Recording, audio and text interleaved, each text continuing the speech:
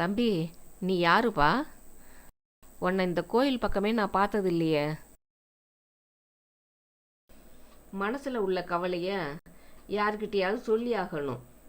சொல்ல முடியாத கவலை இருந்ததுன்னா அதை கடவுள்கிட்ட சொல்லி ஆகணும்.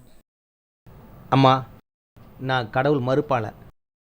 எனக்கு இந்த சோசியம், ஜாதகம், நேரம், காலம் இது பிறகு நம்பிக்கை இல்லை.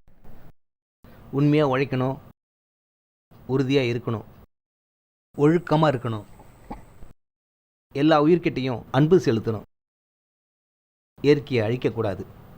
முக்கியமாக மாணவ மாணவிகள் இவங்களுக்கு நல்ல அறிவை கொடுத்து அவங்கள வளர்த்து விடணும். அதுதாம்மா என்னுடைய குறிக்கோள். அப்படின்னா நீ இந்த கோவிலுக்கே வர தேவையில்லையே. தேவைக்காகவும் அமைதிக்காகவும் நோடி உள்ளவங்க தான் இங்கே வருவாங்க. தம்பி, மனுஷனாக பிறந்துட்டா நல்லதை கெட்டதெல்லாம் அனுபவிச்சு தான் ஆகணும். இதிலேருந்து யாருமே தப்பிக்க முடியாது. உனக்கு ஏதோ நடந்துக்குது, அதை என்கிட்ட சொல்லு. நீ அதை என்கிட்ட சொன்னின்னா நீ என்ன செய்யணும்னு நான் சொல்கிறேன். அம்மா, என் பேர் குமார். நான் அரசு அம்பேத்கர் பள்ளிக்கூடத்தில் தலைமை ஆசிரியராக வேலை செய்கிறேன். போன வருஷம் +2 தேர்வில் எங்கள் பள்ளிக்கூடத்தில் இருந்து ஒரு பையன் மாநிலத்திலேயே முதல் மாணவனாக வந்தான். அவன் மார்க் என்ன தெரியுமா? 599. வாழ்த்துக்கள்ப்பா. சார்,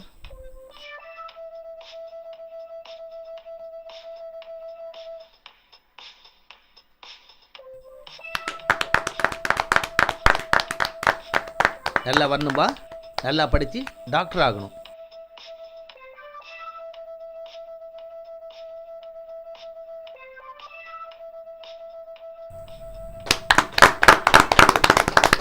வாழ்த்துக்கள்ப்பா.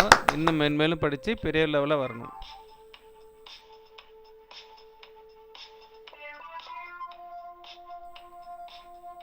இதெல்லாம் என்னுடைய கடமைப்பா. இது நல்லா இருக்கணும்பா, நல்லா இருக்கணும். அம்மாவுக்கு பெருமை சேர்த்துக்கிறேன்.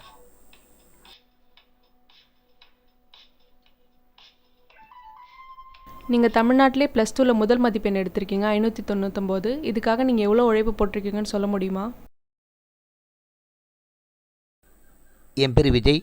நான் அரசு அம்பேத்கர் மேல்நிலைப் பள்ளியில் படிக்கிறேன். என் பேருக்கும் புகழுக்கும் எங்கள் சாரு நடராஜ சார் தான் காரணம். அது மட்டும் இல்லை, என் கூட படித்த எல்லாருக்கும் சார் தான் ஸ்பெஷல் கிளாஸு சொல்லி கொடுத்தாரு. எங்களுக்கு நம்பிக்கை கொடுத்து உணவு கொடுத்து வீட்டுக்கு போகாமல் பார்த்துக்கிட்டாரு. இந்த பேருக்கும் புகழுக்கும் சாரு தான் காரணம். இதுக்கெல்லாம் நாங்கள் யாரும் காரணம் கிடையாது. எங்களுடைய தலைமை ஆசிரியர் குமார் சார் தான் போய் சேரும்.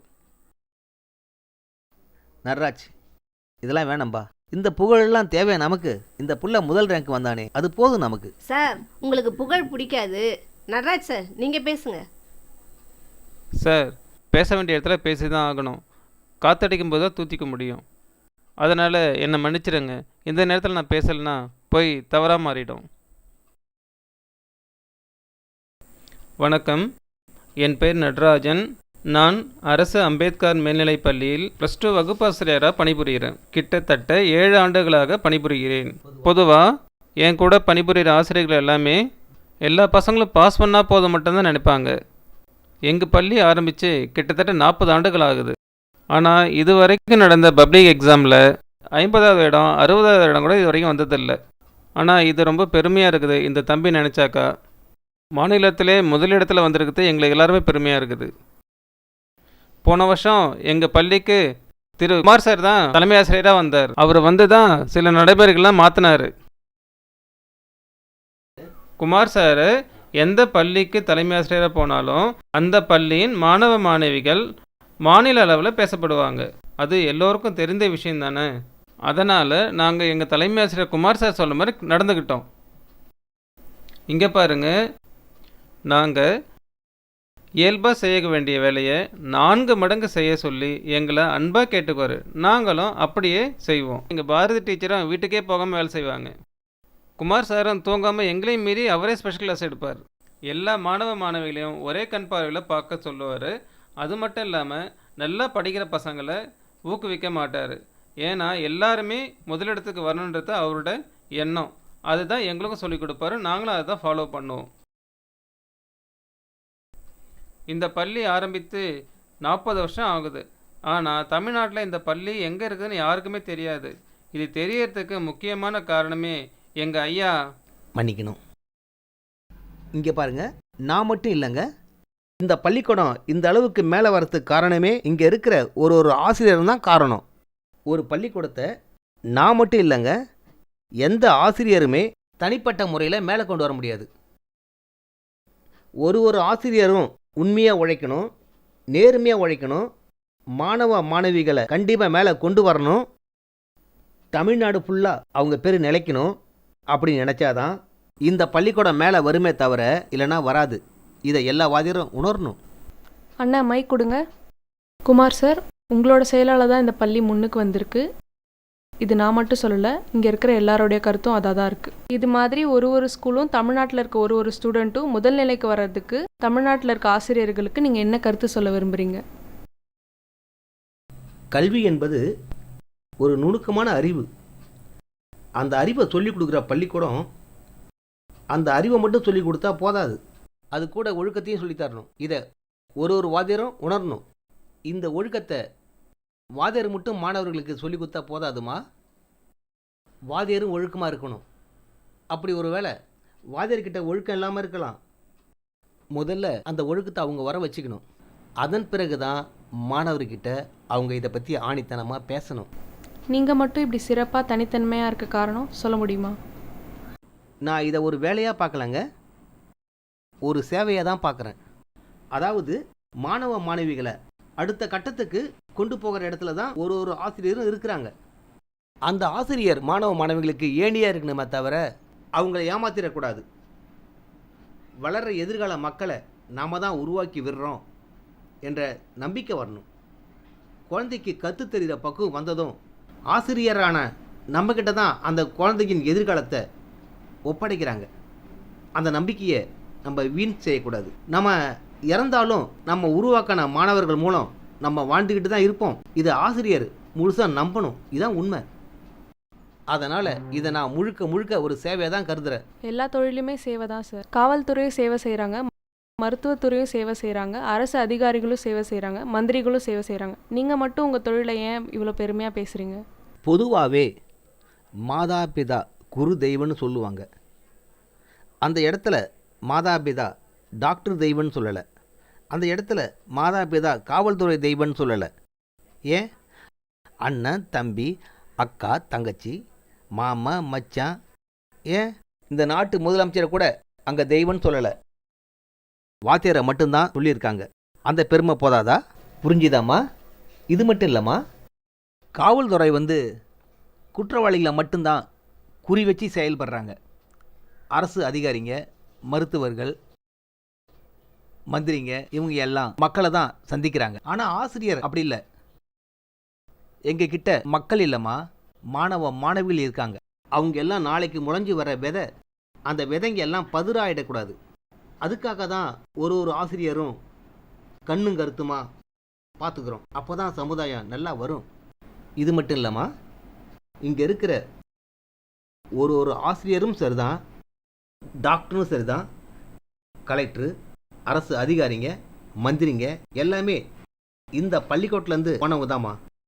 நான் பொதுவாக எல்லா ஆசிரியருக்கும் என்ன சொல்ல விரும்புகிறேன்னாக்கா, மாணவ மாணவிகளுக்கு படிப்பை மட்டும் சொல்லிக் கொடுக்காதீங்க. நல்லது, கெட்டது, அரசியல், புரட்சி, பயம், வீரம், கோபம், தர்மம், இதை எல்லா வாத்தியரும் சொல்லிக் கொடுக்கணும்னு நான் சொல்லி கொடுத்தேன். இப்படித்தான் நான் வாத்தியரை வழி நடத்தினேன். மனசில் எது சரின்னு படுதோ அதை துணிச்சலாக செய்யணும். விழுந்தா குதிரை மாதிரி உடனே எழுந்துக்கணும். பயம் ஒருபோதும் சாதனையாகாது. இப்படி தான் சொல்லி கொடுத்தேன். ரொம்ப நல்ல வாத்தியாராக இருந்துக்கிறப்பா.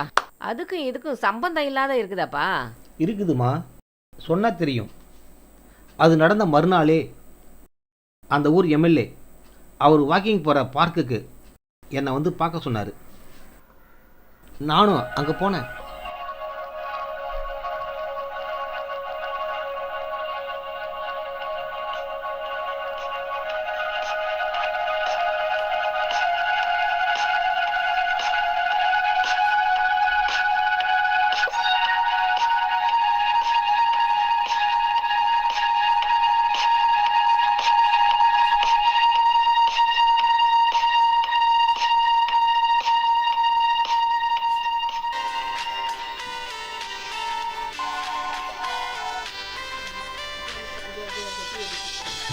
ஏதோ நம்பர்லேருந்து ஃபோன் வருது.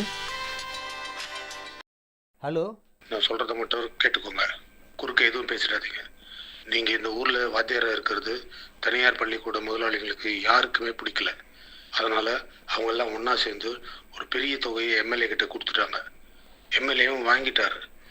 எம்எல்ஏ ரொம்ப மோசமானவன், ரொம்ப ரொம்ப மோசமானவன்.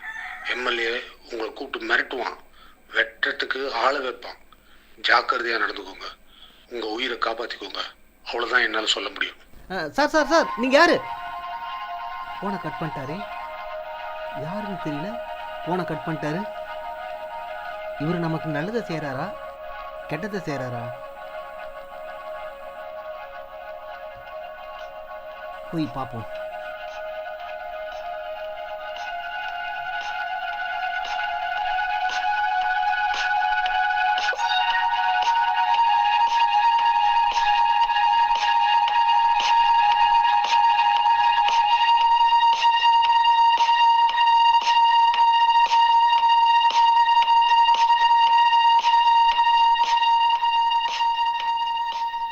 வணக்கம் சார். வாயா வாத்திய, எப்போ வந்த? இப்போ தான் சார், ஏதோ பேசணுன்னு வர சொன்னீங்க. சரி சரி, நான் வாக்கிங் எல்லாம் முடிச்சுட்டு வரேன், இங்கேயே வெயிட் பண்ணு.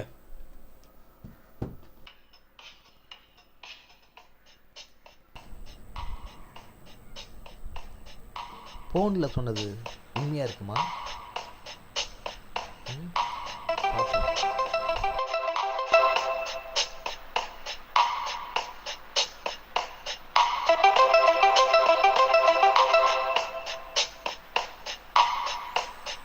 என்ன வாத்திய, கொஞ்ச நேரத்தை கூட வீணாக்காம படிக்க ஆரம்பிச்சிட்ட?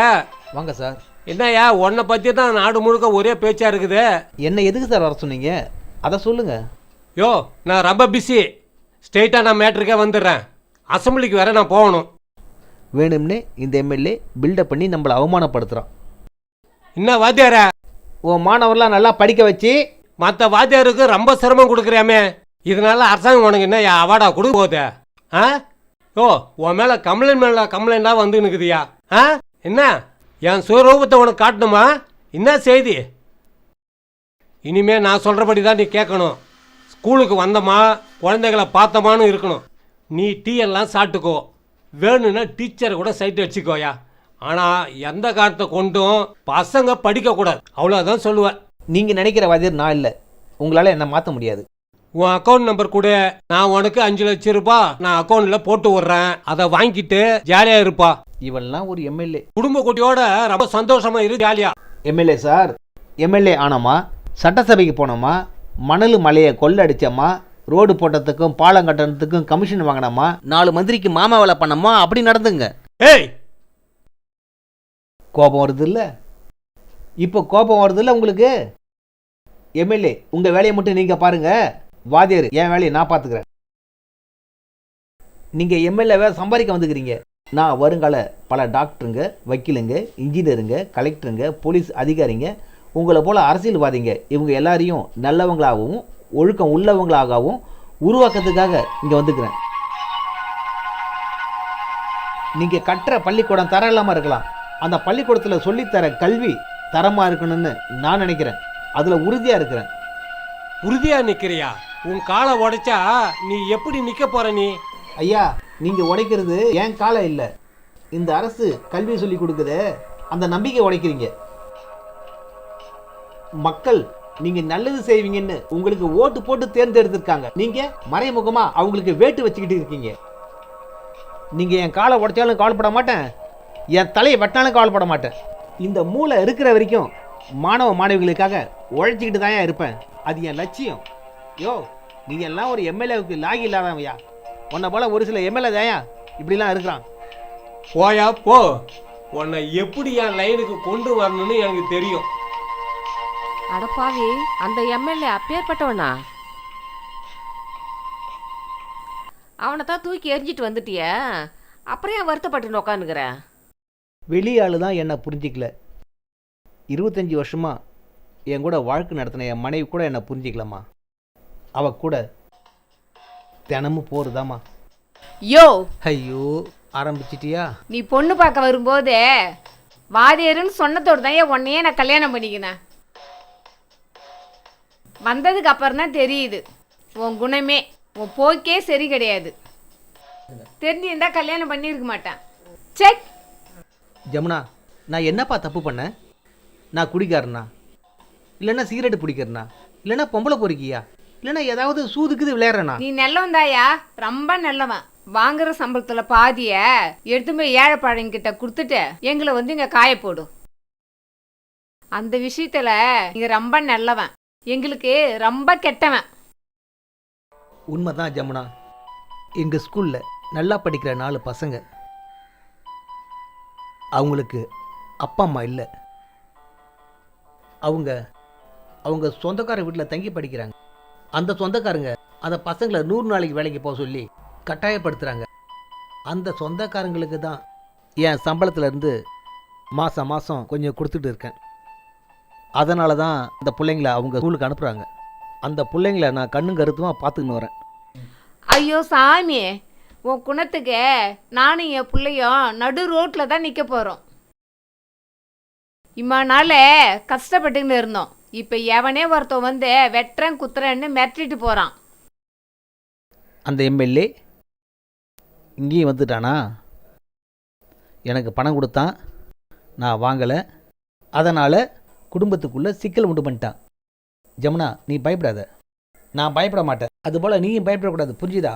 யோ, அந்த எம்எல்ஏ பேச்சு நீ கேட்கலனா என் பிள்ளைய வெட்டிடுவேன்னு சொல்கிறான்யா. நான் சொன்னதை 25 வருஷமா என் பேச்சு நீ கேட்கவே இல்லை. இப்போ நம்ம பிள்ளைக்காக அந்த எம்எல்ஏ பேச்சை கேட்கலாம்ல, பணமும் வரும், நிம்மதியாக இருக்கலாம்ல. அவள் உங்களை வச்சு என்னை மிரட்டுறாண்டி. அந்த மிரட்டுக்கெலாம் நான் பயப்பட மாட்டேன். எனக்கு என் மாணவ மாணவிகள் தான் முக்கியம். அவங்களுக்காக தான் நான் வாழ்வேன். தெரியும் ஐயா, நீ இப்படி தான் பேசுவோன்னு தெரியும். அவங்களே கட்டிக்கினே அழுவு. என் பிள்ளைய கூட்டிக்கிட்டே நான் எங்கள் அப்பா வீட்டுக்கே போகிறேன். ஜமுனா, ஜமுனா, ஏய், 25 வருஷம் வாழ்ந்துக்கிறடி என் கூட. இப்போ திடீர்னு உங்கள் அப்பா வீட்டுக்கு போனா அவங்க என்ன தப்பாக நினைக்க மாட்டாங்க? ஆமாம், இப்போ மட்டும் இவரை பாராட்டிங்கன்னு இருக்கிறாங்க. இப்போவும் பழகி தெரியாத மனுஷன் தான் பேசிங்கிறாங்க. இதோ வரேன். இங்கே பாரியா, உனக்கு பொண்டாட்டி பிள்ளை வேணும்னா அந்த எம்எல்ஏ கொடுக்குற பணத்தை வாங்கிக்கிட்டு அவர் சொல்கிற மாரி கேளு, இல்லைன்னா எங்களை விடு.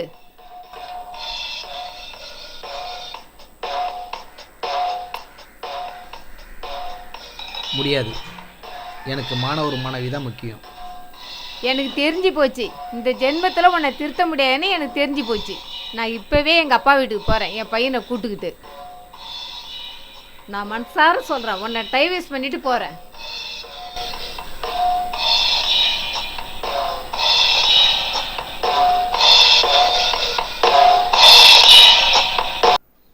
உன் பொண்டாட்டியும் பிள்ளையும் உன்னை விட்டுட்டு போயிட்டாங்க இல்லையா?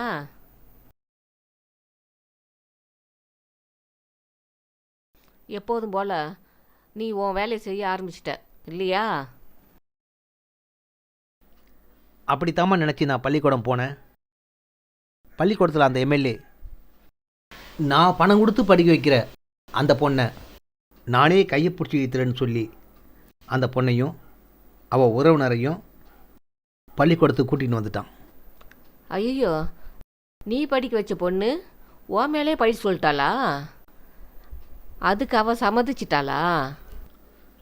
அந்த பொண்ணை அடித்து பயமுறுத்தி அந்த பொண்ணு வாயாலே நான் தான் கையை பிடிச்சி இழுத்தேன்னு சொல்ல வச்சுட்டாங்க. எனக்கு வேலை போச்சு, அவமானம். அதுக்காக நான் பயப்படல. இப்போ அந்த பொண்ணை யார் படிக்க வைப்பாங்க? நல்லா படிக்கிற அந்த பொண்ணோட எதிர்காலம் என்னாகுமோ அந்த பயம்தாம்மா மனசுக்குள்ளே இருக்குது. அட என்னப்பா, அநியாயத்துக்கு நல்லவனா இருக்கிறியா? அப்புறம் அந்த பொண்ணு பள்ளிக்கூடம் வந்தாளா? இல்லை, அந்த பொண்ணு வெளியில் வந்ததுன்னா உண்மை எல்லாருக்கும் தெரிஞ்சுன்னு அந்த பொண்ணை வெளியில் விடலை. அந்த எம்எல்ஏ நான் மாணவ மாணவிகளை சந்திக்கக்கூடாதுன்னு எனக்கு ஒரு புது வேலையை ரெடி பண்ணிட்டான். அது என்ன வேலை? கல்வி இலாக்காக்குள்ள அக்கௌண்டன் ஆகிட்டாங்க. நான் மாணவ மாணவிகளை சந்திக்க முடியாமல் செஞ்சிட்டாங்க. அதனால் அந்த வேலை பிடிக்கல. நான் எழுதி கொடுத்துட்டு வந்துட்டேன். நான் வேலை வேணான்னு எழுதி கொடுத்த பிறகு என் மேலே பழி போட்டாலே அந்த பொண்ணு என்னை தேடி வந்து என் காலை பிடிச்சி அழுது மன்னிப்பு கேட்டா. பணத்துக்காக தான் அந்த பொண்ணுடைய சித்தப்பா சித்தி மற்ற உறவினர்கள் எல்லாம் அவளை அடித்து கொடுமைப்படுத்தி மிரட்டி இந்த பொய்யை சொல்ல சொன்னாங்களாம். அந்த பொண்ணுடைய தம்பியை கொலை செஞ்சிருவோன்னு மிரட்டி இதை செய்ய வச்சாங்களாம். எனக்கு வேறு வழி தெரியல சார். அதனால தான் சார் நான் அப்படி ஒரு பொய்யை சொல்ல வேண்டியதாயிடுச்சு. இதை சொல்லி ஓன்னு அழுதா. உயிர் போன பிறகு தண்ணி கொடுத்து என்னமா பிரயோஜனம்? போமா, என்னை பற்றி கவலைப்படாத, நீ நல்லா படித்து மேல் இடத்துக்கு வா அப்படின்னு சொல்லி அனுப்பிட்டம்மா. வேலை போனதுனால என் பொண்டாட்டி சட்டப்படி டைவர்ஸ் கேட்டு வீட்டை விட்டு பிள்ளையை கூட்டின்னு வெளியில் போயிட்டா. என்ன செய்யறதுன்னு தெரியாமல் இங்கே வந்து உட்காந்துட்டேன்.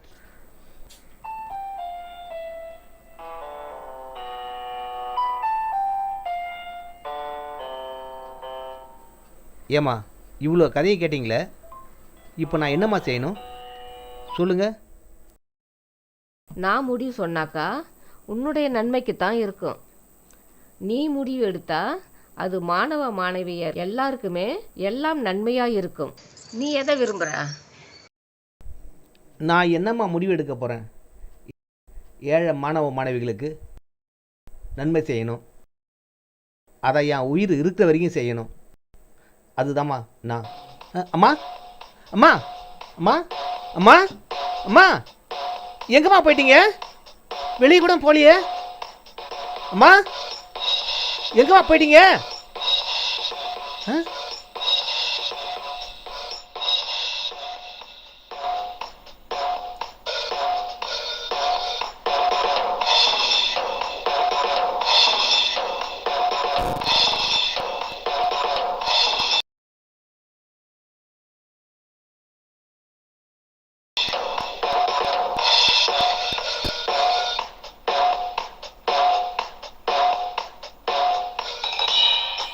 நீதான் வந்தியா? என் கதையை நீதான் கேட்க வந்தியாம்மா? என் கதையை கேட்டு முடிச்சுட்டு என்கிட்டே முடிவை ஒப்படைச்சிட்டியா? நல்லா புரிய வச்சிட்டம்மா. எந்த முடிவையும் சாமியை கேட்கக்கூடாது, வாழ போகிற நீ தான் முடிவு பண்ணணுன்னு புரிய வச்சிட்டம்மா.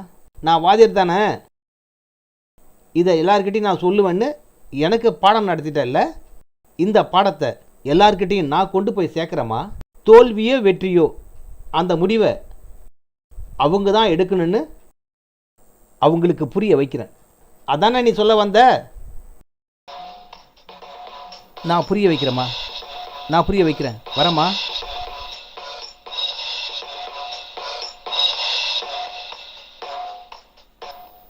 ஒரு கடவுள் மறுப்பாளனை சாமி இருக்குதுன்னு நம்ப வச்சிட்டேன். நீங்கள் உண்மையிலே சக்தி வாய்ந்த சாமி தாம்மா, நான் ஒத்துக்கிறேன். வரேம்மா.